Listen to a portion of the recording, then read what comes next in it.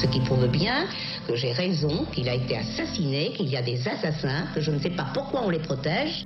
Compte tenu de ce que fait M. Van Ruymbeck, on peut être qu'admiratif et dire bravo. Bonjour, c'est Nicolas Poincaré. Bonjour, c'est Fabien Randrian-Arissoa. Pendant 40 ans, il aura été l'incarnation du justicier moustachu. Hercule Poirot ? Non, c'est bien du juge Renaud Van Ruymbeck qu'il s'agit. À l'heure de la retraite, le magistrat passe à table.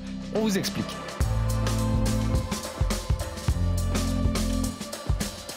Qui peut se vanter d'avoir le tableau de chasse d'un Renaud Van Ruymbeck ? Personne. Les affaires Cahuzac, Clearstream, Karachi, c'était lui. Le trader Jérôme Kerviel, les affaires Elf et Big Malion, encore lui.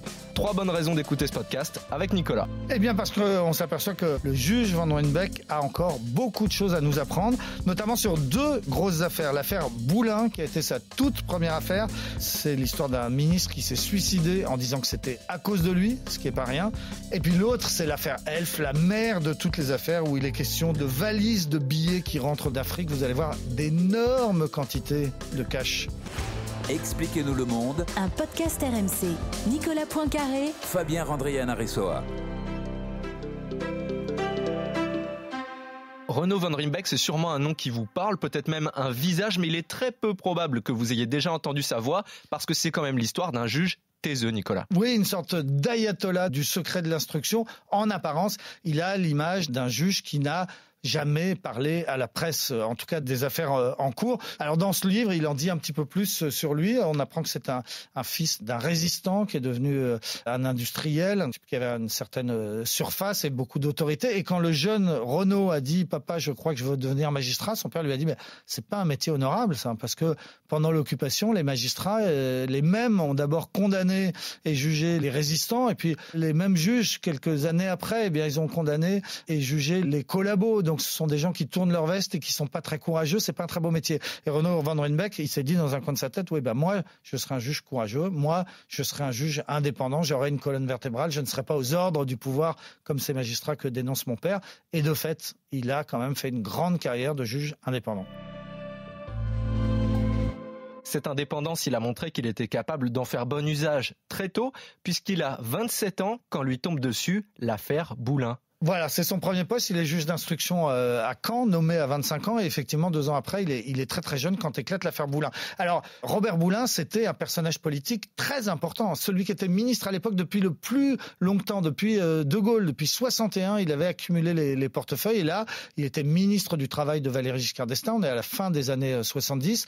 Il était considéré comme premier ministrable. On pensait qu'il allait peut-être succéder à Raymond Barre. Enfin bon, un type avec un poids politique très très important. Et le Canard enchaîné révèle qu'il a acheté des terrains à Ramatuelle dans des circonstances très louches, des énormes terrains, 26 hectares dans cette presqu'île qui est juste à côté de Saint-Tropez, ça vaut de l'or. Bon, et Robert Boulin, pour une somme dérisoire, a acheté un très beau terrain pour s'y construire une villa de villégiature. Alors, le juge Van Ruymbeck enquête là-dessus. Il acquiert la conviction que, effectivement, ce terrain à Ramatuelle a été offert à Robert Boulin. Il est censé l'avoir payé, mais en fait, l'argent lui a été reversé en liquide. Et il s'apprête donc à le convoquer pour le mettre en difficulté. Et c'est pas rien, quand on est petit juge d'instruction à Caen, de convoquer un des ministres les plus importants du gouvernement à l'époque.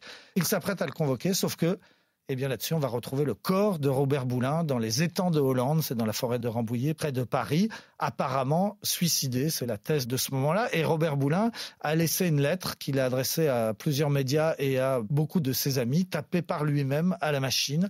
Et il dit « Je préfère mettre fin à mes jours plutôt que de subir l'humiliation, l'affront, la suspicion à cause de ce petit juge ambitieux, haineux et inexpérimenté. » Et cette lettre, forcément, elle est rendue publique et le nom de Renaud Van Ruymbeck, que personne ne connaissait la veille, va être à la une des journaux de 20 heures, des radios, de la presse écrite. Ce juge se retrouve comme ça accusé d'être responsable de la mort d'un père de famille honorable, d'un ministre honorable, et c'est une violence inouïe. Et puis, il dit comment il l'a vécu, Il dit forcément, j'étais pas préparé à m'en prendre plein la gueule comme ça. Et en fait, il raconte que le jour où ça sort, donc le jour où on découvre le corps, il regagne son bureau qui est sous les toits au palais de justice de Caen. Il s'enferme dans son petit bureau, il ferme à clé et il décide de se taire, de ne rien dire. Il avait déjà compris que quand on est dans la tourmente, il faut fermer, il faut se taire.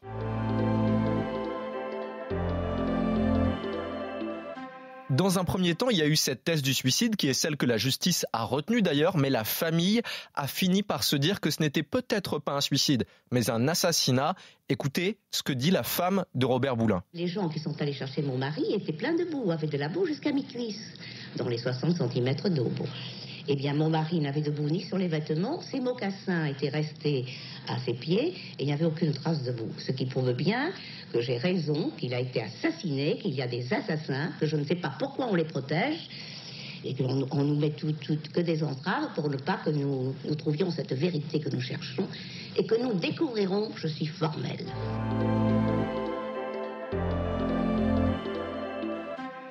L'affaire Boulin, ça a été un peu son baptême du feu, mais il ne s'est pas arrêté là. Il s'est intéressé notamment beaucoup aux questions de financement des partis politiques. Oui, toute sa carrière, ça va être là-dessus. Les plus grandes affaires qu'il a traitées, ce sont des affaires effectivement politico-financières, comme on dit. Mais la première, c'est l'affaire Urba. C'était un bureau d'études du Parti socialiste qui servait de pompe à finances au PS au début des années 90. Le PS qui était au pouvoir. On est sous le deuxième septennat de François Mitterrand.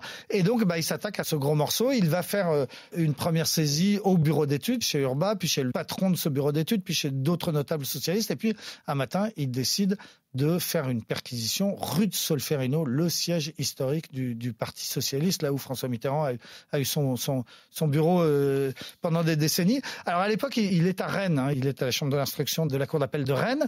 Il demande à des policiers de la compagnie à Paris, sans leur dire où il va aller. C'est ça, parce que sinon les policiers auraient forcément rendu compte à leur hiérarchie, auraient forcément rendu compte au ministre de l'Intérieur, auraient forcément prévenu le Parti socialiste, planqué les documents, le juge débarque. Donc il a prévenu absolument personne. Et puis voilà, ils partent à l'aube de Rennes, donc les policiers et le magistrat. Ils vont d'abord faire une première perquisition au bureau d'études. Ensuite, ils veulent enchaîner avec le Parti socialiste. Les policiers disent non, monsieur le juge, attendez, on s'est levé à 5h du matin, là on a un peu faim, on va aller déjeuner. Et ils vont déjeuner. Et heureusement, parce que ce qu'il ne savait pas, le juge Van Ruynbeck, c'est qu'à ce moment-là avait lieu la cérémonie de passation de pouvoir entre l'ancien et le nouveau premier secrétaire du Parti socialiste. Et donc il aurait débarqué alors que toute la presse était là en pleine cérémonie. On l'aurait accusé d'avoir fait une énorme provocation alors que ça aurait été un hasard.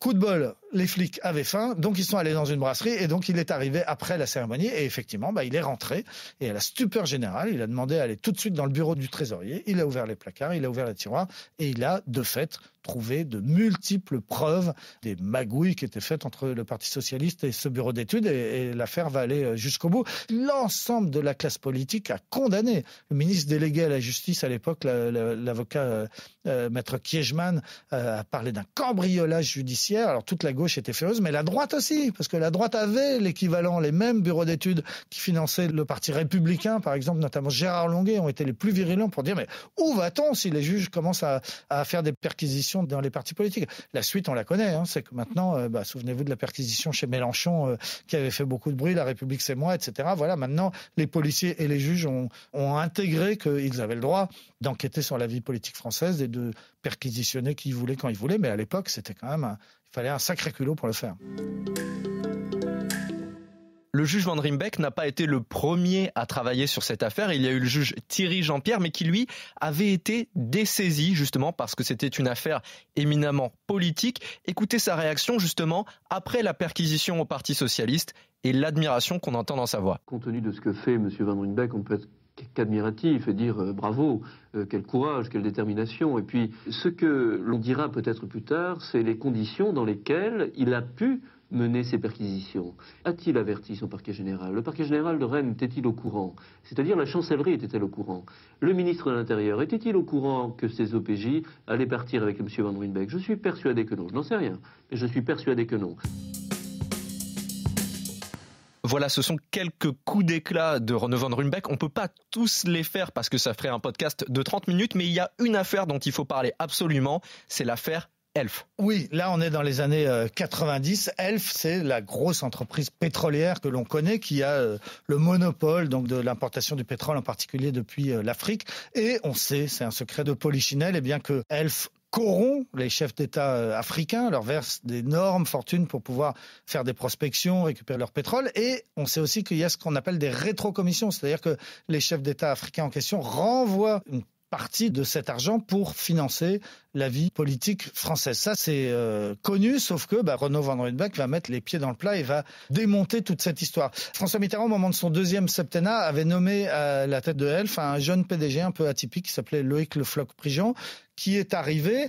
Et en gros, Mitterrand lui a dit, bon, on sait très bien que Elf finance depuis des années le RPR, on va pas leur couper les vivres à l'opposition de droite, vous allez continuer à leur verser ce que vous leur versez, mais sauf qu'il ne faut pas nous oublier, nous. Donc on va faire double versement. Et à partir de là, le Floch-Prigent, il se met aux ordres. Et effectivement, il commence à verser régulièrement d'énormes sommes d'argent à la droite, via les réseaux Pasqua, Corse, etc.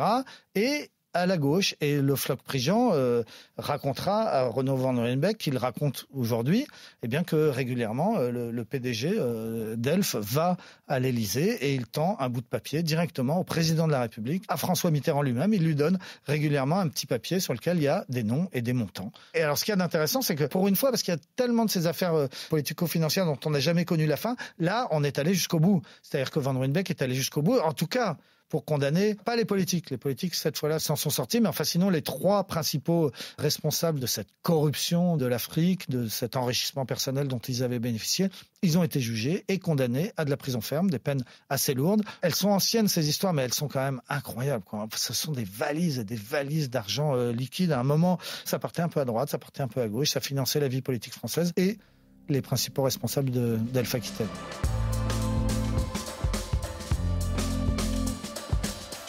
C'est la fin de ce nouvel épisode d'Expliquez-nous le monde. Si ce podcast vous a plu, n'hésitez pas à vous abonner et à nous laisser une note. Nous sommes sur toutes les plateformes de streaming, sur le site et l'application RMC. Parlez-en autour de vous, prenez soin de vous. À la semaine prochaine. À la semaine prochaine, Fabien. Retrouvez Nicolas Poincaré dans Apolline Matin. Tous les jours à 6h20 et 7h50 sur RMC.